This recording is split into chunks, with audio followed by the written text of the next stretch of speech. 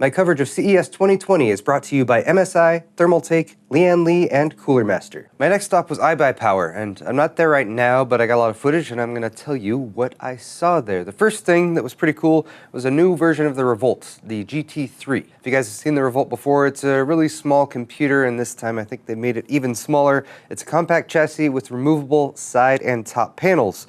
These panels are held on with magnets, and they're also reversible. You'll notice there's a little bit of a convex or concave to them, depending on which way you have them flipped. So flip it and go convex and have it bulge out if you need more space for something like an extra large or thick GPU, or flip it back around and go concave, and then you have an even slimmer Mini-ITX chassis. Now, product images for the Revolt GT3 have shown 3 tempered glass panels, but iBuyPower said that they're going to ship 2 tempered glass and 2 mesh panels, so you can swap them to get the airflow where you think it's most needed. On the interior, there's a central frame that kind of holds all the parts together, and they had one of these out on the table. It's 3D printed because it was a mock-up, but the final version does have a metal frame. But that is then suspended inside the larger case, and at each of the 8 corners, there's a little plastic or rubber strip. So the internal frame actually has a little bit of like impact dampening to it, and you can tell just by pushing on it that it does have a little bit of wiggle. That's important for a company like iBuyPower because they might be shipping a lot of systems, and if they can minimize damage to internals by providing a little bit of vibration dampening, well, that's going to be a good thing. And I did ask, and you can unscrew each of those 8 mounting points to remove that internal frame, and it just slides out the side. If you need some more airflow, there's a bracket at the top, and you can add a slim 120mm fan.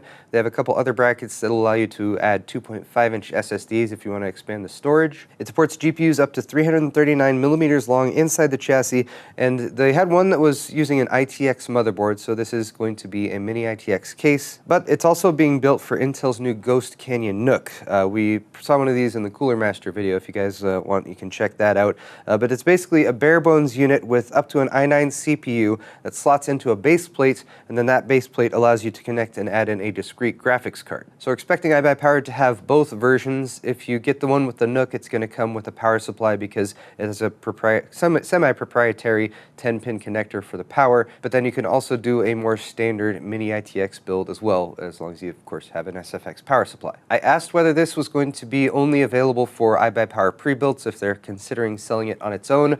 Right now, it seems they're leaning towards just doing pre-builts, but if you guys look at this case and you think it would be interesting, let me know in the comment section below if you want iBuyPower to sell it as a standalone. We also saw a couple more cases from their Element line. There's the Element CL and the Element Dual. The Element CL is actually specifically designed for hardline custom cooling in pre-built systems, so you won't be able to buy this case by itself, but iBuyPower has been designing it specifically so they can put hardline custom water cooling loops in it more easily and more efficiently in order to keep the cost down. They're not telling us the cost right now, but it's probably going to vary based on the components you have in the system, but the Element CL will be available in black or white, and the white one will be the special Snowblind CL, and that will include the 1280 by 1024 19-inch TN LCD transparent side panel. More on that in just a second, but they also had the Element Dual there, and this is more of a double-wide chassis, similar to the design of the Lian Li PC011 Dynamic that Der Bauer worked with them on, but it is a very popular design, and it's not uncommon for case manufacturers to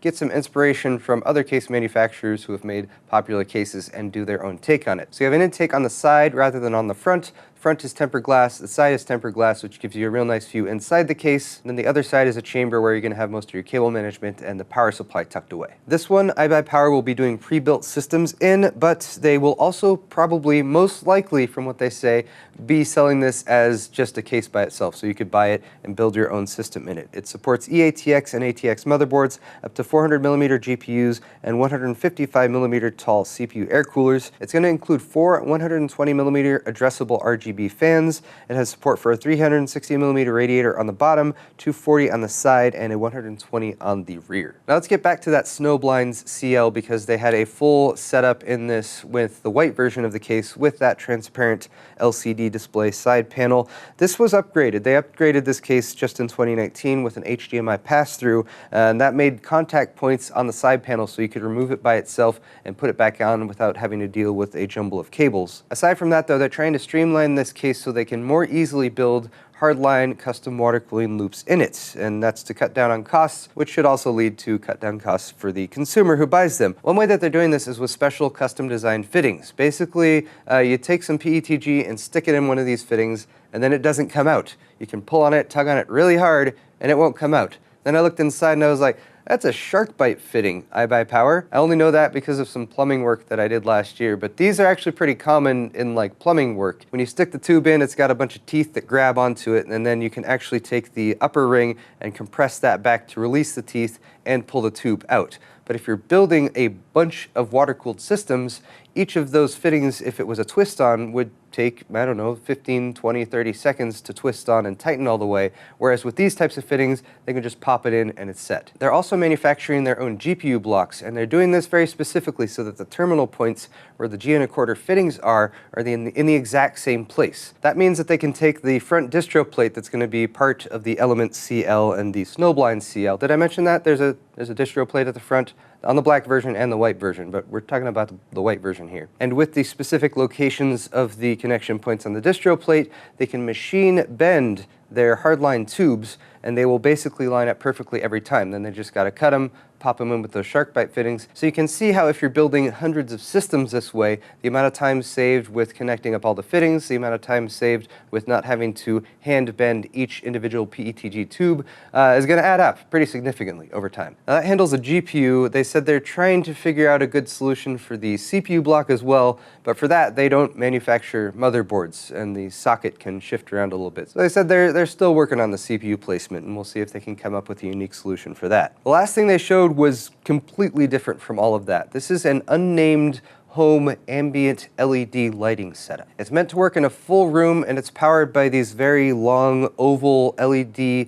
wall-mounted pieces. They have 60 LEDs in each one, and it's going to broadcast back against the wall so it bounces the light off the wall and around the room. They had this set up in their suite. You can control it in different ways, such as pairing it up with the video that you have displayed on screen, so it will give you that kind of room ambient lighting along with what you're watching if you're watching a movie or something like that. You can also just control it via Wi-Fi with an app that they're developing. They're going to cost $150 for 2 of them. They're going to cost $300 for 5 of them, so you can get sort of a stereo lighting setup, or you can get a like 5.1 lighting setup with 1 as the center channel that's behind the TV, 2 on either side, and then 2 at the back of the room. It's kind of interesting that they're discussing it like speakers, kind of, but it was a cool effect definitely being in there and just watching some of the demos play, and the whole room kind of lights up. And for any of you who like that cinematic home theater experience, I think this would add to it. There was one more piece that was a square version of this that's supposed to mount on the ceiling to provide more illumination for the entire room. That's still in development, because whereas the wall-mounted ones, they have pretty well figured out with a couple pegs that go into the wall, and there's various ways of mounting those.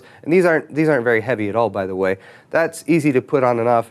For a ceiling mount, you have to be concerned about stuff like if it were to fall over time, it might damage something or hurt somebody. So they're still working on the details of where to get that mounted, but they did have it there to show off as a further update to this, again, unnamed LED room lighting thing. Apparently there's already lots of trademark names for LED lighting, and they're having a difficult time finding one that isn't already claimed by some other company. So if you guys have any ideas for what this should be called, definitely leave it down in the comments section below. And while you're down there, don't forget to hit the thumbs up button if you're enjoying my CES 2020 content. I got more videos coming out this week, so subscribe as well. And a big thank you to my CES 2020 sponsors, Thermaltake, Lian Li, Cooler Master, and MSI. We'll see you guys in the next video.